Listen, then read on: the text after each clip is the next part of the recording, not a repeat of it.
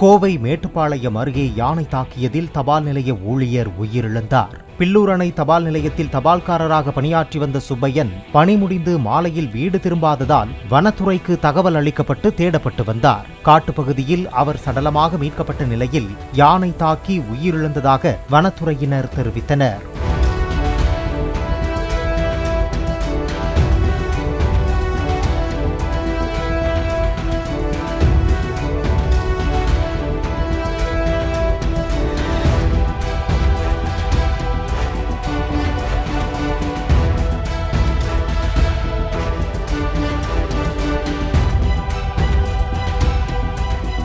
Play store மற்றும் app ஸ்டோரில் இருந்து பாலிமர் செயலியை QR கோடு மூலம் பதிவிறக்கம் செய்யுங்கள்.